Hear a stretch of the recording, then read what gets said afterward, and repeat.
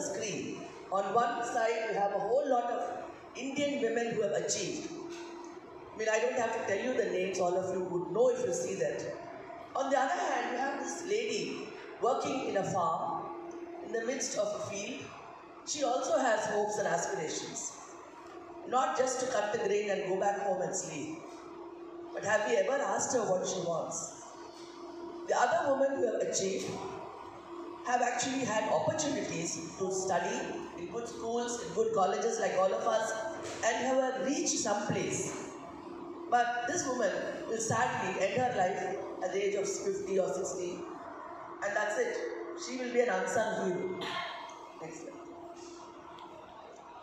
So this actually is celebrated globally on the 8th of March every year. Why is it celebrated? Because it's a focal point in women's rights movements. So there are movements all over the world which champion women's causes.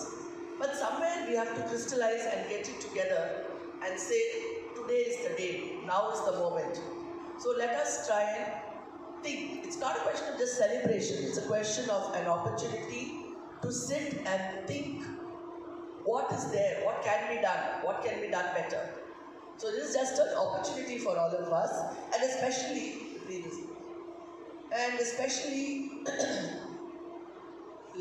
think one more. No, I think one, yeah. And especially the most important things that we have to think about are gender equality. We've been hearing about this for years and years. Reproductive rights of women, which is totally ignored. Violence and abuse against women, which is actually becoming more common nowadays than it was, say, 20, 30 years ago. Next slide. So the theme this year is Digital. Digit, digital, digit all.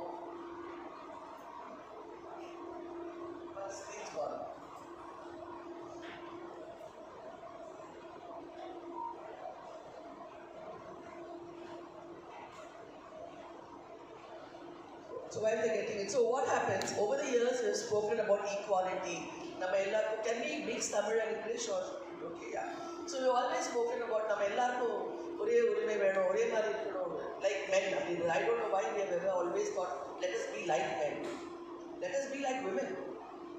Okay, so equality we've been talking about for a very long time. So slowly they realized that, now for example, that lady who was in the field, if I bring her here and make her sit in the 7th floor behind a computer, I'm not giving her an opportunity.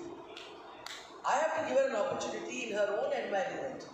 So they thought, why not try to identify in each woman, அவங்களுக்கு என்ன தேவை அப்படின்னு பார்த்து அது தகுந்த மாதிரி நம்ம கொடுத்தாதான் அவங்களுக்கு அது பிரயோஜனமா இருக்கும். Otherwise it is a waste giving them that opportunity itself. So equality மாத்திரம் நம்ம பேசி பிரயோஜனம் இல்லை. Let us go on to think of something called equity.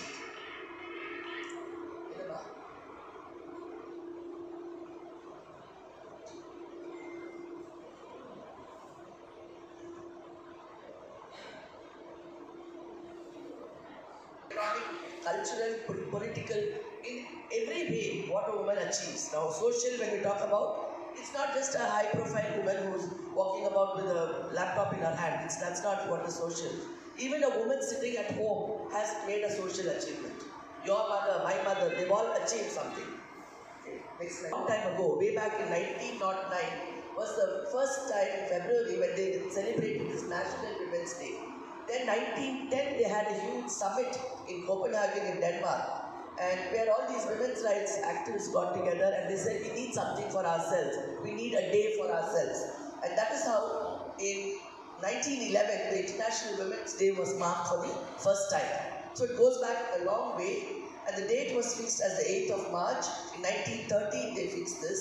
The UN for the first time celebrated this day in 1975. And 1996, it started announcing its themes. We know every year we get a theme for International Women's Day. And I think that's a beautiful note on which to have started. Next slide. In 2001, internationalwomen'sday.com, the platform was launched.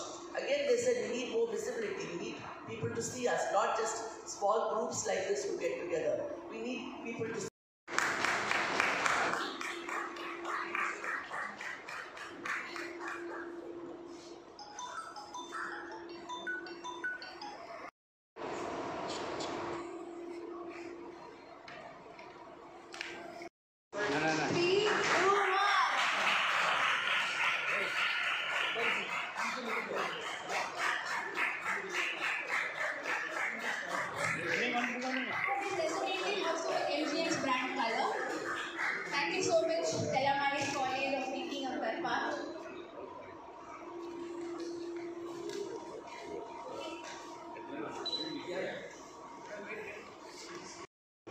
this team, uh, the students who have gathered here.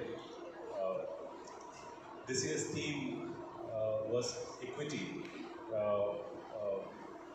women's equity. I think my view on this is slightly different because I always feel I come from an industry. I work in healthcare, and I come from an industry where there is a female majority, unlike any other industry which is existing today. Why I say so is that 70% of our manpower today in healthcare is actually females. So I come from a female minority industry where we look up to females for delivering exceptional care. And having said that, I always believe, and it's also a UN documentary, it says that for any developed or developing nation, it's very important to have a higher female to male ratio. It's very important because wherever you see a higher female ratio, that state or that country or that organization is far more developed or far more progressive in this stage. And that goes without saying that it's very important. In every industry, every walks of our life, we need to promote more females coming forward. And I see that happening only in healthcare at this stage, and there are many more industries which are actually promoting females to come up forward. And I look forward to that, and it's happening in a bigger way.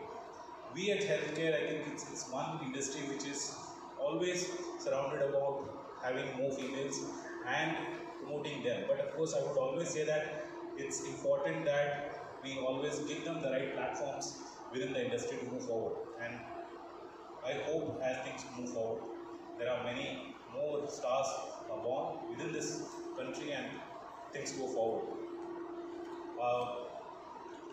My favorite topic at this point in time is more related to ensuring leadership in women coming forward.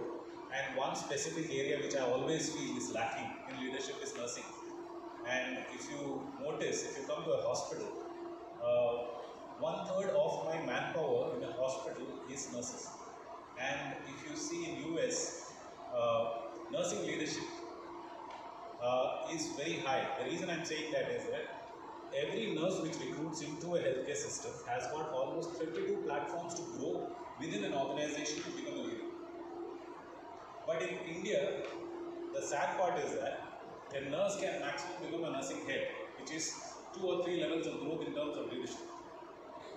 You can't point out a nurse CEO who has grown in the industry today. There is one exception there.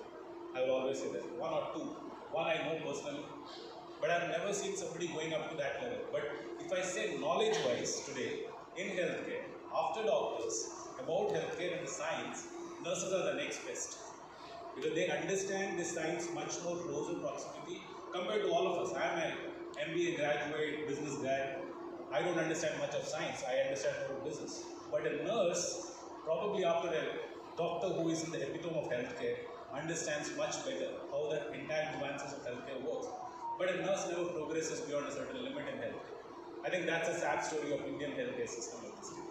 I, for one, believe, I think the day should come when we have more nurse leaderships coming out of it, and the organization which promotes that will be the organization which stands tall over a period of time, is what my belief is. And I would like to see more people choosing nursing as a profession, which is a dying profession at this stage.